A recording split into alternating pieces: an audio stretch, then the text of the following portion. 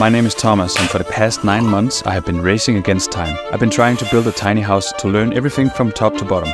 I treated this house project as a sprint, and reality would soon show me that it was in fact a marathon. About 4 months in, things started to change. I would find myself confused and blind, like something had shifted. It felt like I was now running away from something instead of towards something. Like I was not running towards a dream and a vision, but instead being chased by failure. I had to push even harder, do more, I told myself. At some point, my brain was so alert with all the balls I was trying to juggle that sleep started to become a problem. With physical work every day, training and no recovery, it was only a matter of time before this would come to a full stop. Camera is on, microphone is on, yep. Wow. It feels good to be able to sit down in this chair and tell this story. Because what a journey it has been to be able to do this. So welcome to my story. I want to let you in on what has been going on the past 9 months in process of getting to this point. And in order to do that, we actually have to go back to the beginning. So here we go. February started out nicely with a fresh cast of playful snow. We don't get snow that often anymore in Denmark, so of course that had to be enjoyed.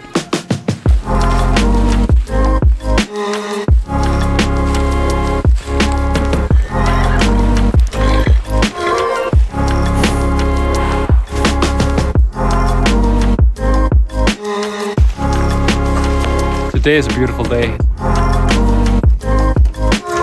We also got off to a good start with the house, putting up the ceiling, which was quite a task by itself.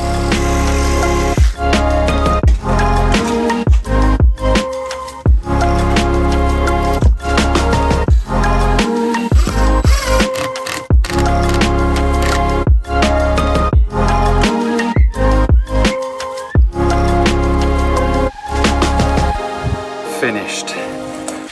Oh man. I was also so lucky to find a perfect job setup where I could work flex time around 25 hours a week. So now everything was sorted out. With a flex time job, that also meant a little bit more free time to actually have time to build this place. It meant a salary to pay for the bills and all the materials that we've used also in this house. So no excuses anymore. March and April took off hard, full of motivation and devotion to build. First task was to go to a local to buy some raw pine tree, planks and a pine log.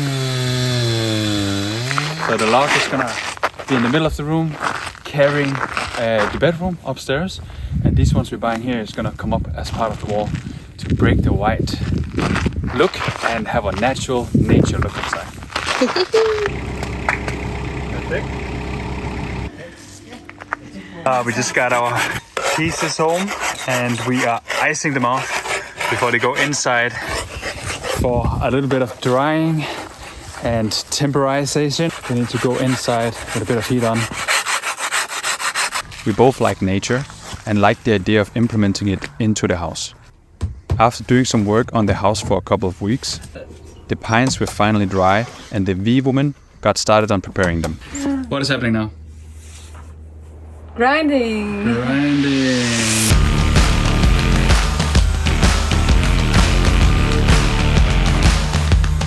Are you burning some In the meantime, brain cells? I burned some brain cells trying to figure out the easiest way to draw and cut the angles needed.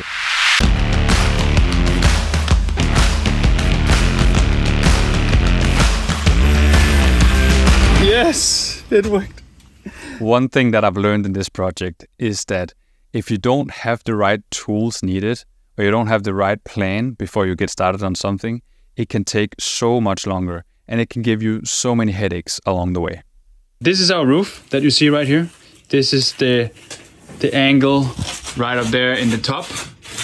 But the problem is that this angle fits the other side and this angle fits the other side. So every time we cut, we have to flip the wood over and cut it like this and then flip it back up and then put it up, and then it fits, on the opposite side of the line that you draw.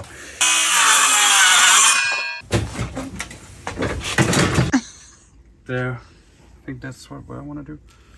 It's been a busy day, a lot of challenges on how to cut this and make it perfectly straight. And I just want to show you what I mean when I say that, because I mean this part right here.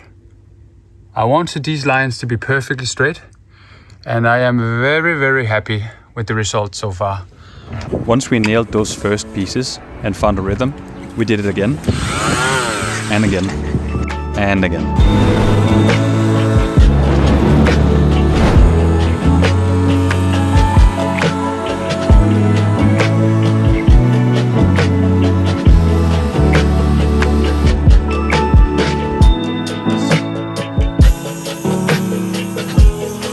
I almost didn't take any days off, so leading into May, I was feeling a bit bummed out. But there was more work that had to be done, so I kept pushing on. Ooh, that's beautiful.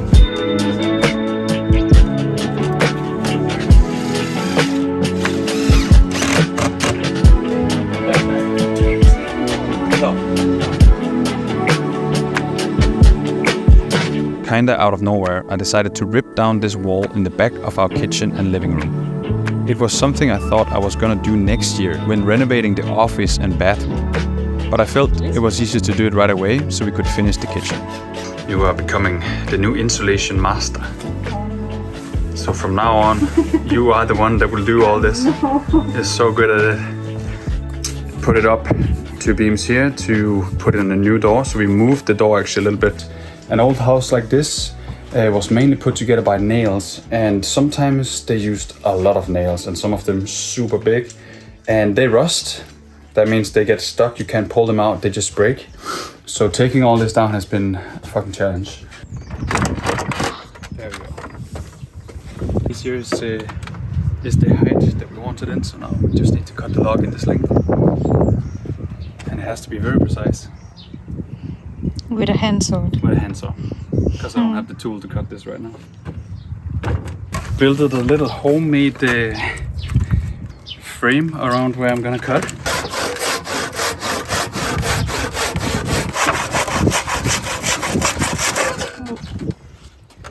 Hey! I did not expect this to work this well. Let's see it on the table. Boom!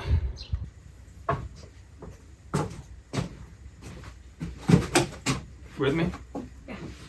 Can I go around this? Yeah.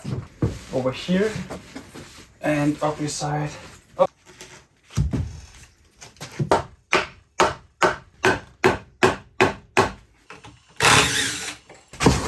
Hello! How are we doing? That's nice. Is it looking great? Yeah.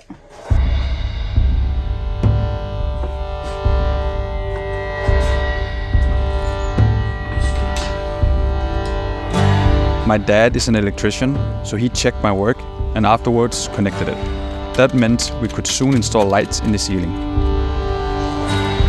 Something really interesting is happening today. I'm getting Lego balls. Oh shit! My mom's brother helped transport a bunch of Lego balls. Lego balls are balls made of clay with air inside that can be used as insulation, which was gonna go under our new floor. Start June, Fernanda's parents came to visit us. This became the first break since the beginning of February.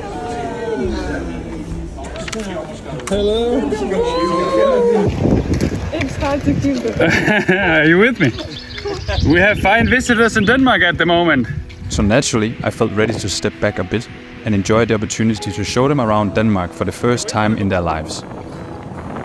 And for our parents to meet each other for the first time also. Fernanda's dad's family is originally from Italy, and we have talked about for a long time how amazing it would be to show them Italy. So we went for it and took the opportunity.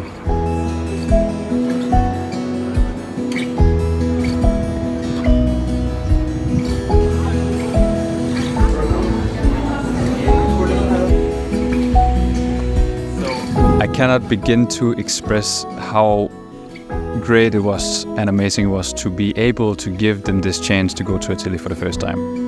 That was quite a gift, both not only for them but also for me and Fernanda to be able to to put this together for them. So an amazing experience to share with her parents. This time came to an end and it was time to get back to the grind again. July started out exactly where we left off. And with a little help from friends and family, July took off and I picked up the pace pretty fast and was back at full speed again. Work, build, sleep, repeat.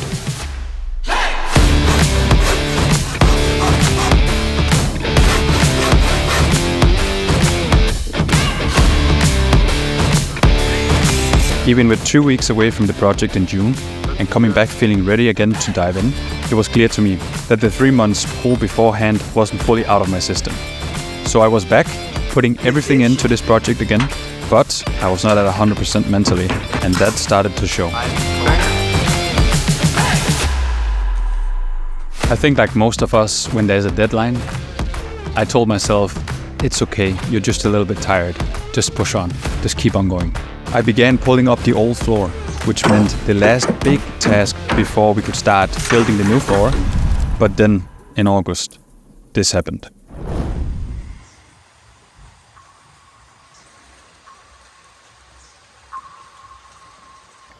I don't know what to say. Fuck. We were so close. One last big pull, and this main room would have been roughly done. Now is a new situation. 15 centimeters of water under the old floor. I have no clue, but I think that's gonna set us back a lot. So if it's 2 weeks, if it's 4 weeks, if it's 6 weeks, I have no clue. Because I don't know how to deal with water like this, but I need some help. This was something we had to figure out and deal with. Find the main problem, wait for it to dry, lead the water away from the house. This new situation started to raise many questions and a feeling of disappointment started to settle. Clear the water as far away from the house as possible. Yeah, a little frustrating, but it's part of the process. My stepdad and mom came to the rescue and supported us in the process, finding out the root cause of the problem. And we did some good work to make sure that this would not happen again in the future. From what we can see, the water is coming in from the outside. Actually, right here, there was a pipe coming down that took the water away from the roof and led it this way. But this tube here was totally full of shit. So the water's been piling up in this corner and running into the house right from this corner and this back part of the house. There's been big stones all the way here that I just took away today. That has also let the water into the house.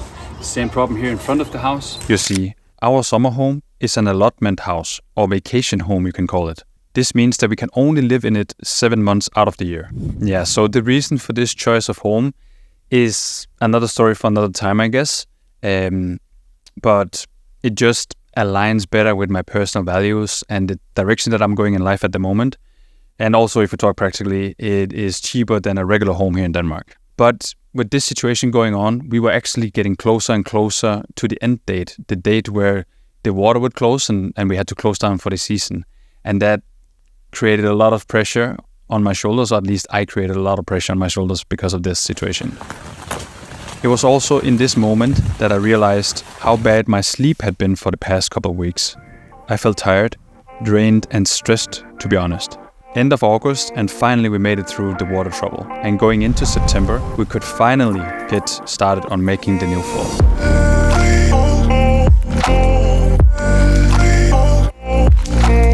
Lego balls came down for the bottom layer as insulation, and also to take the moist, and a layer of normal insulation on top of that. And now it was time to do what I have been looking forward to for what felt like a long time. We just picked up our floor.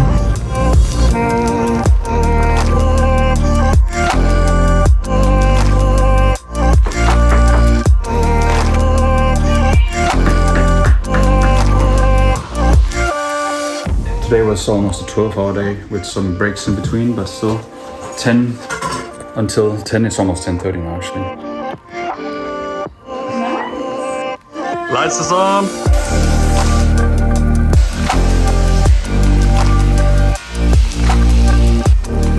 A couple of weeks later, the moment I had long been waiting for became reality. What a relief it was to stand in this room and just take this in. And actually, shortly after that moment, we had our first night here. Wow. Just woke up from the first night in our house in Denmark. Tiny house in Denmark. And I just realized how beautiful a view we actually have from our living room. In this moment, I thought we made it. I still didn't sleep much though, and my system was running over time. But it was still the greatest feeling to wake up on the floor and enjoy a coffee from the bed. Okay, so this is where it actually took a turn, because 4 days later, I was training and doing some deadlifts. And then all of a sudden on the way up, I felt something in my back, in my lower back. It was not like a pop. It was more just a stretch or something feeling a bit weird. So I kind of stopped the training. And then throughout the day, it just got worse and worse and worse. And then the day after, in the morning, when I woke up, I could not get up from bed.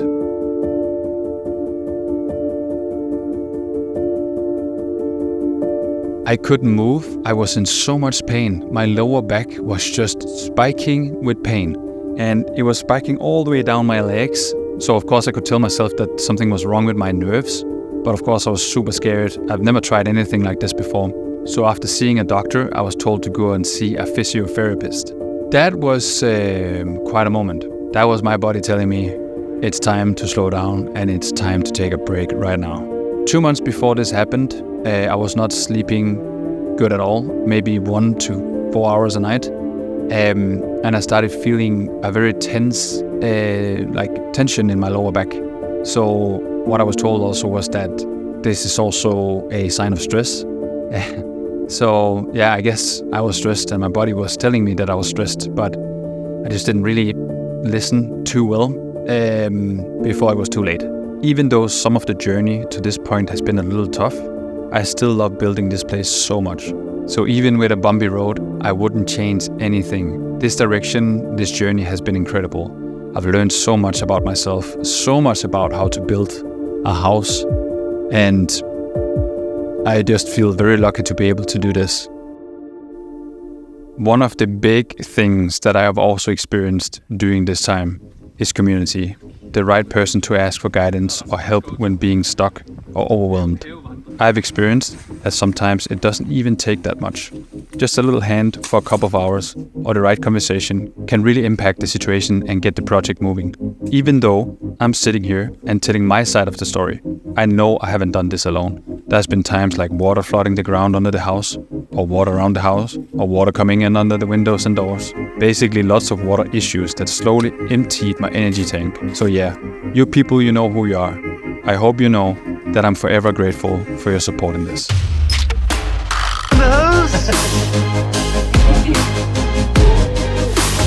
Yes. Oh.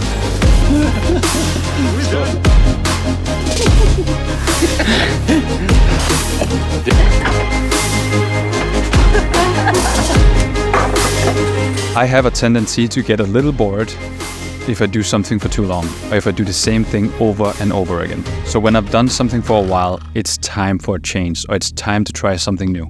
It could be to build something new, it could be to go somewhere new, it could be to try something completely different, a new hobby. I guess I just like to get an experience or to learn something new, hands-on, and I would really like to document this journey and make videos about it because I really like making these videos. I hope you gained something from watching this or just enjoyed this little life story. In case you did, I hope to see you around. Thank you so much for watching.